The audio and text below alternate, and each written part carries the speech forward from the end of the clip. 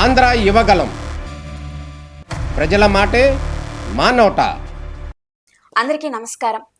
కంచే చేలు మేస్తే అన్న చందంగా ఉంది అనంతపురం పోలీసుల వ్యవహారం. పోలీసులే అక్రమ మార్గాల్లో సంపాదించే వారితో చేతులు కలిపి దారుణాలకు తెగబడుతున్నారు.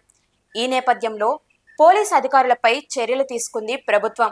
వివరాల్లోకి వెళితే అనంతపురం జిల్లాలో ఒక మహిళ మరికొందరు వ్యక్తులతో ఒక ముఠాగా ఏర్పడి నయా హనీ ట్రాప్ కు తెరతీసిన ఘటన వెలుగులోకి వచ్చింది. అయితే వీళ్ళు రియల్ ఎస్టేట్, ప్రభుత్వ ఉద్యోగులు, పొలిటికల్ లీడర్స్ ని వాళ్ళ మెయిన్ టార్గెట్ గా సెలెక్ట్ చేసుకున్నారు. వీళ్ళు ఇంత ధైర్యం చేయడానికి కారణం వీరి వెనక కొంతమంది పోలీసులు కూడా ఉన్నారని తెలుస్తుంది.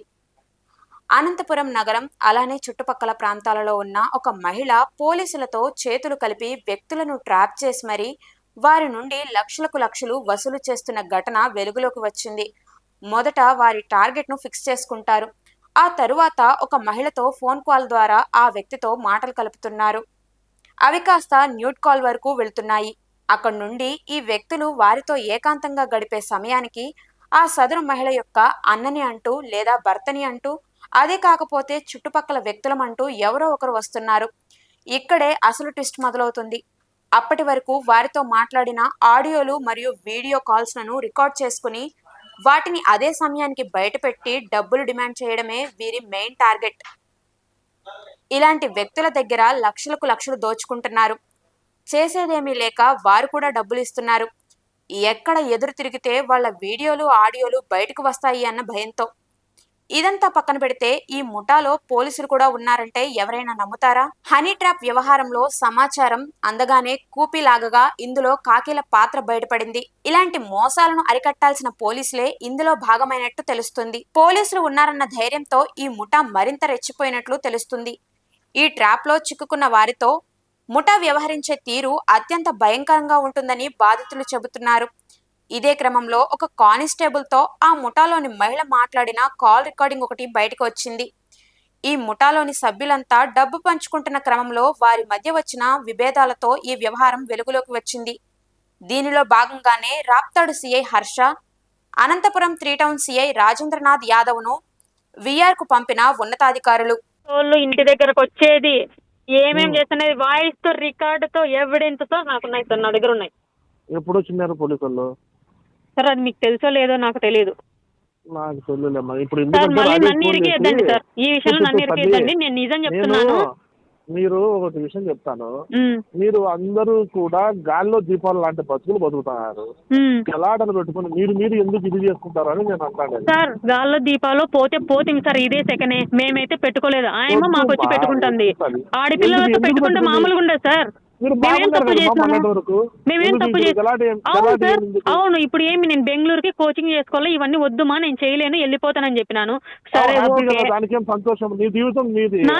ఎల్లకాలం నేను ఇదే జీవితంలో బతకలేను కదా సార్. నేను ఆడపిల్ల, నాకు 2 పిల్లలు ఉన్నారు సార్, చిన్న పిల్లలు. మళ్ళీ అంతే కదా సార్, ఇది ఎప్పుడుకోసారికి ఇట్లా ప్రాబ్లమ్స్ వస్తాయి. అప్పుడు మేము ఎట్లా సార్, ఇట్లా చిన్న బతుకులు సార్ మావి. అన్ని తోడుతా తోడు ఎవరు పోయేది ఫస్ట్ మొదటికి? మళ్ళీ అంతే కదా. వాడు రాజేష్ గారు ఆయమ్మ జయాన్ని మంగళాయమ్మని వేసుకొని వచ్చి మా ఇంటి ముందర కొడతాడు సార్. అంటే పొద్దున్న 2 కేసులు ఇస్తానని నేను చెయ్యనన్నాను సార్. నాకు ఇది వద్దనుకున్నాను. నేను నాకు 2 చిన్నపిల్లలు ఉన్నారు. నా మాట నేను మాట చెప్తాను. నీకు ఆ రోజు చెప్పాలనిపించింది, చెప్పలేకపోయినాను. చెప్పండి సార్. ఫోన్ నెంబర్ నీదని నాకు తెలియదు. దయచేసి ఈ పనులకు దూరం ఉండి పాప. నిజం సార్, నేను అసలు దూరంగానే ఉంటే సార్.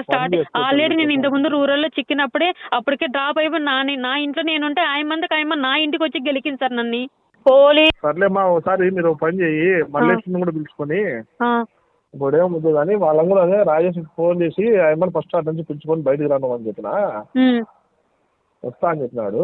ఆయమ్మ మొగోడు మీద తొడగొట్టి నేను డిఎస్పీ ఆఫీస్కి పోతా, ఎస్పీ ఆఫీస్కి పోతా అంట సార్. అంత లేదని తెలుసు సార్. చిల్లరలాగా కొంపలగాటికి వచ్చి అట్లా చేస్తే మామూలుగా ఉండదు సార్. ఆ అమ్మ ఎవరినోని లోపల పెట్టించిందో, నాతో ఎంతమంది చేపించిందో ఫోటోస్, ఆ అమ్మ వాయిస్ నా దగ్గర రికార్డింగ్ ఉంది సార్. మీరేం తడుముకోవద్దండి. అసలు మేము ఆ అమ్మని తడుముకుండేదే లేదు సార్. సైలెంట్ అయిపోయినాం మేము, మాకు వద్దు ఇవన్నీ అని. ఒక్కొక్క రోజు ఒక్కొక్క పోలీసు వాడు వచ్చినాడు సార్ ఇంటికాటికి. పోలీసు మొహంతో సహా అన్ని ఉన్నాయి నా దగ్గర. ఇప్పుడు ఎట్లా అంటే ఇంటికాటికి వచ్చిన ప్రతిసారి నేను బయట కార్ వేసుకుని నాకు లోపల ఏం జరుగుతుందో తెలియదు. పోలీసు వాళ్ళు వస్తున్నారు ప్రతి ఒక్కరి దగ్గర. మార్చి వస్తున్నారు కానిస్టేబుల్, ఏంది తీసుకో అని నేనే వీడియో తీసిన రాజేష్ ఎప్పుడు వచ్చినారు? సార్ ఆ డేట్లతో సహా నేను నా ఫోన్ లో ఉన్నాయి, నేను మొత్తం పెడతా. నేనే పోయి కాల్సిన ఎస్పీ ఆఫీస్ దగ్గర పోయి, సార్ ఈ కేసులో నేను ఉన్నానని, నేను లొంగిపోతా, నాకు శిక్ష పడిన పర్లే, ఉన్న వాళ్ళందరూ శిక్ష పడని అని కూర్చుంటే. నేనేమంటానంటే చెప్పేది మగ పిల్లలు బయటపడేది వేరునమ్మా, ఆడపిల్లలు బయటపడేది వేరు. ఇంటి దగ్గర వాళ్ళు కొట్టలేనప్పుడు నేను అదే చెప్తాను. కానీ నువ్వు ఎస్పీ ఆఫీస్ కాటి పో రేపు, నిన్ని ఎట్లయితే చేసిందో నువ్వు మొత్తం అన్నా చెప్పు, మొత్తం ఎంతమంది 100 మంది కానీ అందరిని కలిసిన పిలిపిద్దాం, తప్పు మందే కానీ ఎవరు చేపించారో చెప్దాం బయట. అద్దో దీంట్లో మనమే కాదు, ఎవరో మొత్తం వీడియోలతో సహా ముందర పెడదాము, ఎవరో సార్ చూద్దామని చెప్పి అంటున్నాను సార్. అది ఏమి కాదులే తమ్ముడు, నేను ఉన్నాను, నేను మాట్లాడి సెట్ చేస్తాను, మీ జోలికి రాకుండా చేస్తాను.